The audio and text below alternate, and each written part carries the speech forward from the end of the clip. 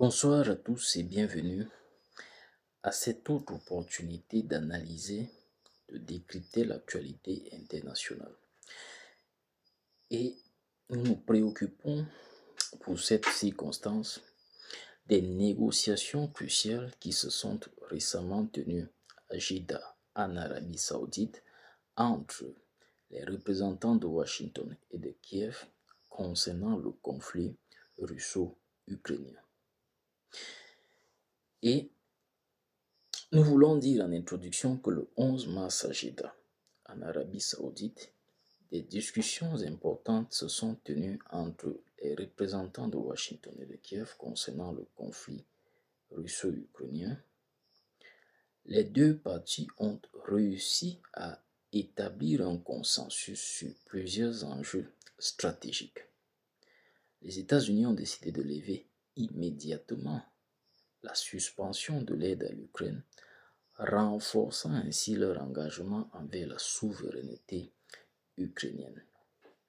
De son côté, l'Ukraine a exprimé son soutien à la proposition américaine d'un cessez-le-feu de 30 jours visant à instaurer une période de calme dans les hostilités avec la Russie. Washington a également annoncé la reprise immédiate de l'assistance militaire à Kiev ainsi que la relance des échanges d'informations militaires interrompus au début du mois de mars. Enfin, les deux parties envisagent de finaliser un accord concernant l'exploitation des ressources minérales ukrainiennes dès que possible, soulignant l'importance économique de cette coopération.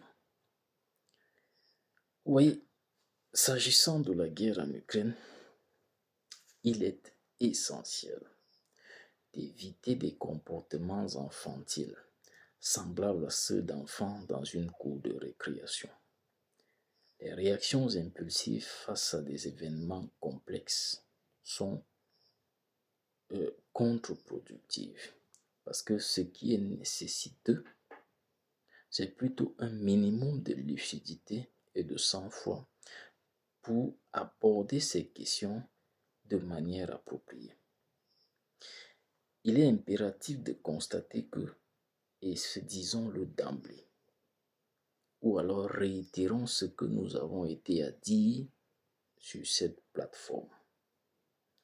L'approche militaire adoptée par l'Ukraine a lamentablement échoué de manière significative, rendant la quête de la paix pour l'Ukraine incontournable et pour l'avenir de ce pays.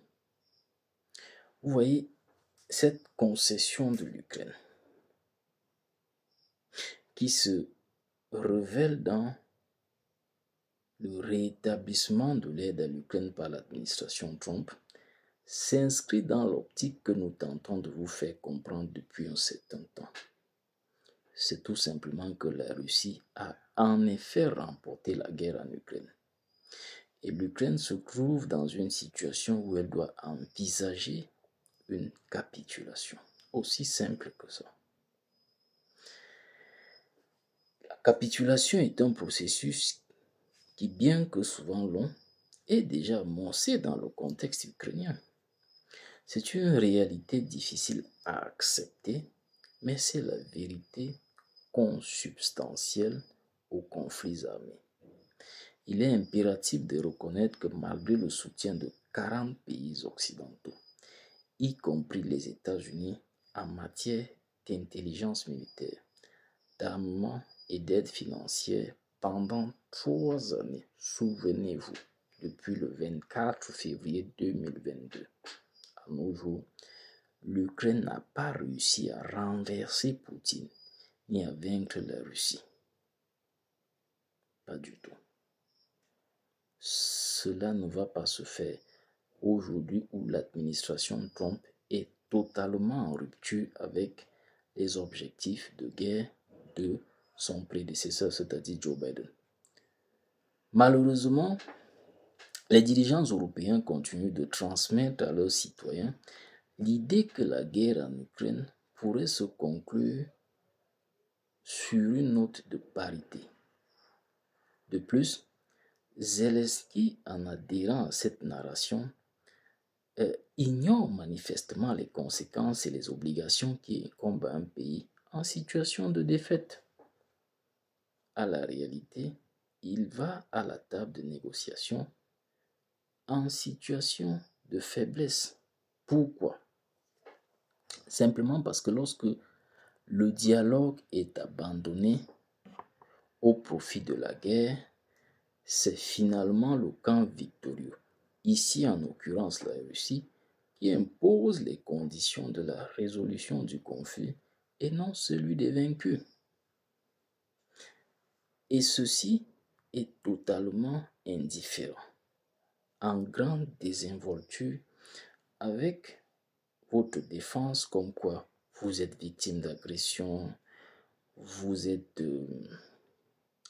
pourchassé par un dictateur, votre territoire fait l'objet d'une gourmandise territoriale par Vladimir Poutine. Tout cela n'a plus de valeur à partir du moment où vous êtes consciemment allé provoquer une grande puissance. Résultat des courses, vous avez indirectement déclenché une guerre.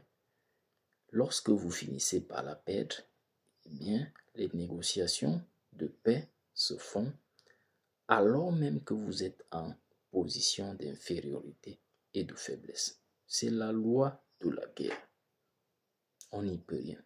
Vous voyez, si Donald Trump, et vous l'aurez constaté, cède à Poutine sur tous les points avant même le début des négociations, cela illustre la dynamique implacable de la guerre. Le vainqueur s'approprie tout. Il ne faut surtout pas croire à la propagande occidentale diffusée dans leurs médias. Comme quoi cela illustre une faiblesse du président américain. Il n'a pas de choix. Puisque lui, il est sincère, il veut la paix. En l'occurrence, la Russie, et en tant que puissance dominante, se réserve le droit de choisir ses interlocuteurs et de dicter les thèmes de toute éventuelle paix. L'espoir pour l'humanité est qu'à Washington, et ça, il est important que vous le sachiez. Nous avons enfin un président engagé à tenir ses promesses électorales visant à mettre fin au conflit en Ukraine. La responsabilité incombe à ces prétendus experts qui, au cours des 3 dernières années, ont véhiculé une narration mensongère à l'encontre de la Russie et de l'évolution du conflit. Il est désormais temps de confronter la réalité, marquée par la difficile et douloureuse défaite de l'Ukraine face à la Russie. De plus, certains de ces commentateurs et analystes, souvent issus des prestigieuses grandes écoles françaises telles que Sorbonne ou HEC, ont participé significativement à cette désinformation. En définitive, les récents pourparlers à Jeddah entre Washington et Kiev marquent un tournant significatif, stratégique même dans le conflit russo-ukrainien, avec un engagement renouvelé des États-Unis envers l'Ukraine. Cependant, la réalité sur le terrain demeure complexe et difficile, soulignant la nécessité d'une évaluation lucide, objective et neutre de la situation. Alors que l'Ukraine fait face à une défaite inévitable, il est crucial de dépasser les narrations fallacieuses et de reconnaître que la dynamique du conflit favorise la Russie. La voie vers une résolution durable nécessite non seulement des concessions, mais aussi une compréhension approfondie des enjeux géopolitiques en jeu et principalement l'acceptation de l'Ukraine comme étant un territoire neutre. C'est un cas particulier. Et nous ne sommes pas les premiers à le dire. Kissinger l'avait dit. Le conseiller à la sécurité américaine, Brzezinski, l'avait aussi dit, il faut que l'Ukraine assume son statut de neutralité et par la suite que l'Ukraine, puisque elle s'y est lancée, tout au moins indirectement, dans cette guerre, aujourd'hui que 20% de son territoire est occupé par la Russie, qui a consenti des efforts considérables et des sacrifices indicibles pour pouvoir s'en emparer, accepte que son territoire est désormais à la merci de la Russie. C'est la loi de la guerre, il n'y a rien à faire. Ces deux concessions étant assumées, un accord garantissant la respectabilité de ces concessions, vous ne verrez plus jamais la Russie attaquer l'Ukraine. L'idée selon laquelle Vladimir Poutine pourrait attaquer d'autres nations européennes c'est une illusion. Ça ne fait pas partie de ses ambitions. Ce sont des manipulations des nations européennes. Ce n'est pas un danger, une menace qui existe. Elle est illusoire et ne sert qu'à perpétuer, à pérenniser cette guerre en évoquant des menaces qui ne sont pas empiriques. Infiniment merci de nous avoir suivis. Nous vous invitons à vous abonner à cette page, partager nos contenus et surtout nous livrer vos impressions à la section réservée aux commentaires. Une fois de plus, merci et à très bientôt.